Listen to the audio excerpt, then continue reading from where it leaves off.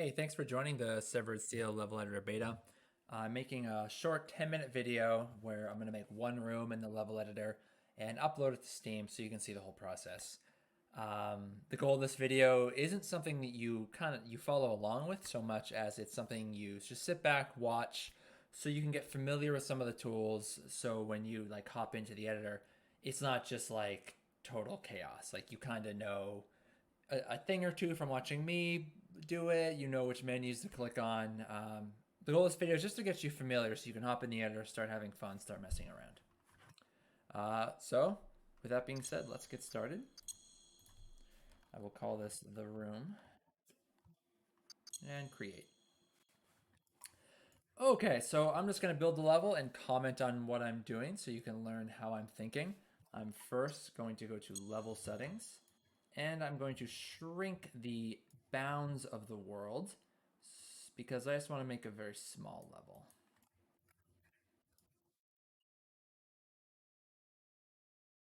Should be fun. And apply. So this outer wall is an indestructible rock, and I can't paint on it, but I can add things on top of it. So here's what I mean. I'll take this box tool, which lets me attach voxel boxes to the world.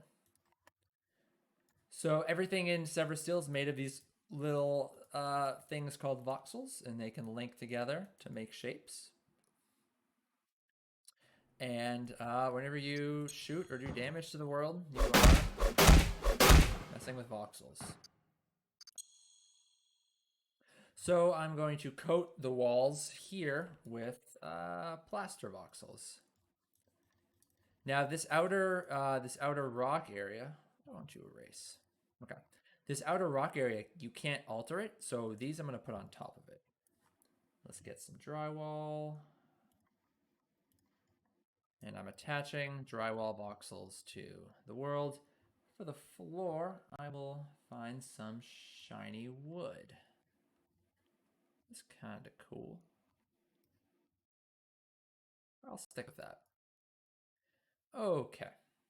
So let's make a small room. This is kind of a big room. I want a small room for this demo. I will press C. So I'm mousing over the wall and I'm pressing C, which will just quickly select that plaster that the wall's made of because I want this wall to match the other walls. And I'll just do it up to there. I've been using the box tool for this, but combining the box tool and the face tool is where the power is. I can drag that box I just made out. I'm using hotkeys on my keyboard, F for face, B for box, and those hotkeys are listed down here. I can hide it by pressing help up at the top here.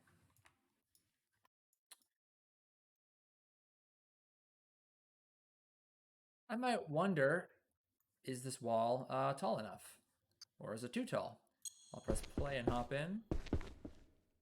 That's just a fine height. So I'll cap it with a ceiling. Cool. One more wall. I'll show you maybe another way you could do walls. Maybe start on the ground. That's box tool, face tool, drag up. So this room is looking a little plain, but it's amazing what a little bit of lighting can do to make a room really pop. I went back to level settings, and here I have a choice of color filter, which applies kind of like a social media kind of filter to everything on the level. And that's a good way to set a mood. That noir looks pretty nice. I'll do that, but tone it down a bit. Ambient light applies light to the entire world. So this will get everywhere in the world. Look at your vast open spaces. It'll get the little corners. Now, that's not the only type of lighting in Severed Steel. In fact, to get pretty lighting, what you really want to use are these individual light bulbs you can spawn. These light bulbs have settings such as brightness, temperature, that's a nice temperature, and distance.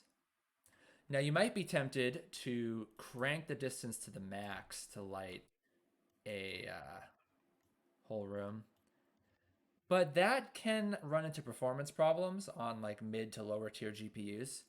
It's much better to, for your typical room lighting distance, I kind of do something between 600 to like 900, something in that range. That looks pretty nice. 775. And then once you find the light size you want, hold Alt and move the light and it'll copy the light. So I've lit this room with 4 lights. And you can see already this room's starting to pop. I also like to, so you can spawn lights in the world. They don't actually have to come from somewhere, but it's often nice to put some glowy voxels near where you spawn lights just to kind of make the world feel more believable. I've turned on this grid system here to help me put down even lines. So I might do a couple strips of fluorescent lighting. So I did this attach tool here, which attached glowing voxels. I'm going to undo that, and I actually want to paint, which instead of attaching voxels, sorry, paint, there we go. Instead of attaching voxels, it just applies, it just replaces the voxels underneath it. So you see how I can use this grid here to get things nice and even. We're at about 6 minutes and 40 seconds. I'll probably run a little over the 10 minutes because there's a few more cool things I want to show you. All right, so we got a room, and I could even, these just kind of hanging out here can look a little odd, so I might quickly surround them in some metal. Not that metal, let's do this metal. I'll use the line tool for this.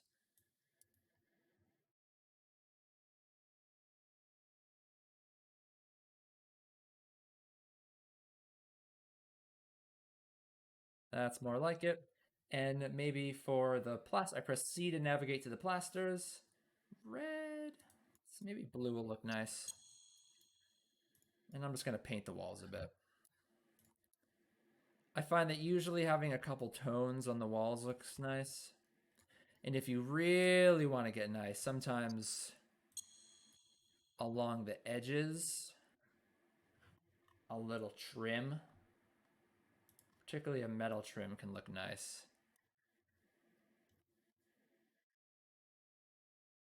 I'm not being super precise here, but you kind of see it's popping now.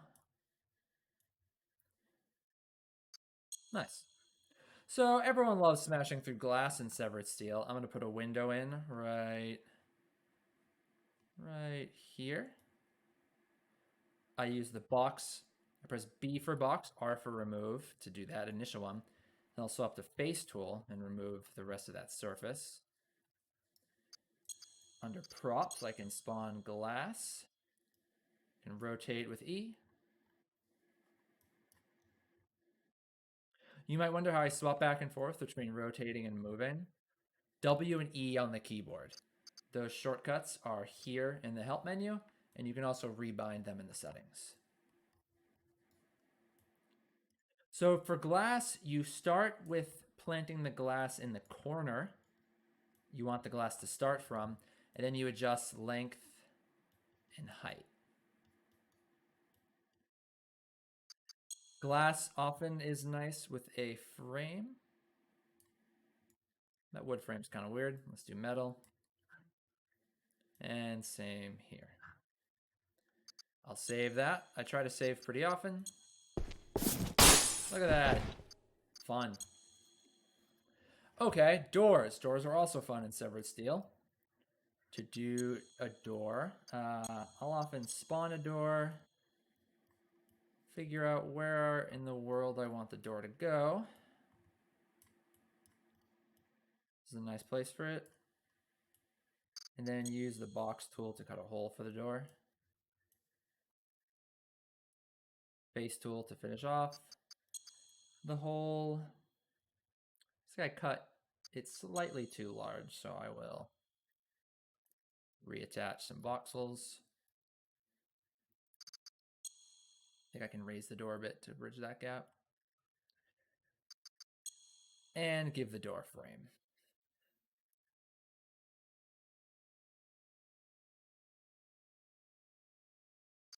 Let's turn off grid mode. And we have a door. Let's make sure the player can fit through it. Indeed. Nice. Let's say I really love this room, and I want this room to have a twin. Another handy tool is the copy-paste tool here. I can click and form a box around where I want to copy. I can also fine-tune that box with these green little floaty thingies. Now I can press copy and move. I can drag this out, maybe even rotate it. There's level's kind of getting a village vibe. There, that's fine. If I want to quickly seal this up, just use the box tool. Yeah. But I want to keep on moving because we're at 11 minutes and 20 seconds, and I said this would be 10 minutes, but here we are at 11 minutes. So I haven't talked about NPCs. I'm going to spawn some NPCs. It's all pretty easy, like that. When I spawn, starts shooting me, and I can go back to edit mode. Gibbs.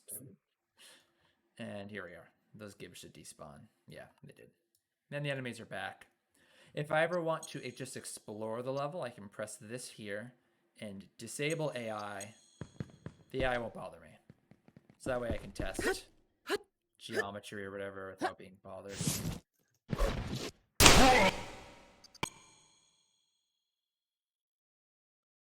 Other neat things. The player spawn. So the player spawn button is this.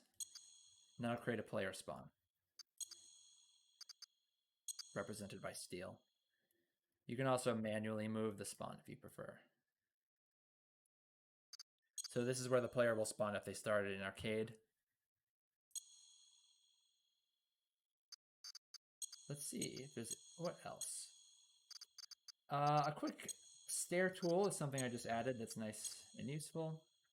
For the stairs, you just choose a starting point, drag to an ending point, and it'll automatically be as long as it needs to be a fair staircase. I want to make a tool for filling in the bottom, but in the meantime, you can do it with a face tool.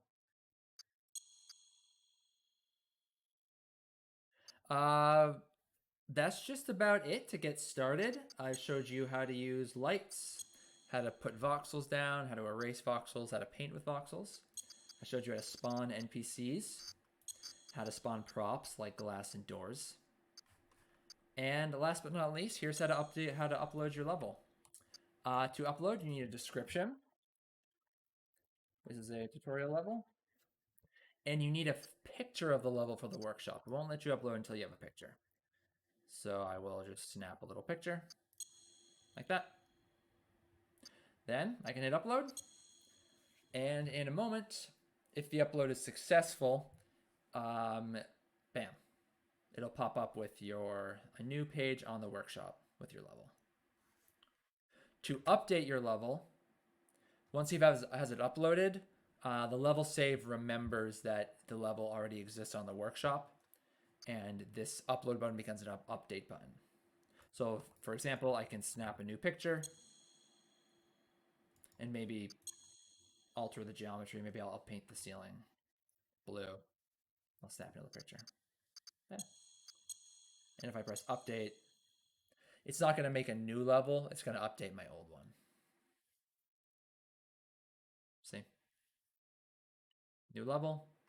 And if I go to my workshop, you just see there's one in the room. Okay, awesome. That's that. Thank you so much for testing out this editor. I hope you can make some really cool stuff. The Discord is available for your questions. Happy to make more videos, explain things. I could even maybe share some more complex levels I made so you can fly around them and see how I did it. Yeah, thank you so much for watching. I'm really excited to see what you come up with. Have a nice day.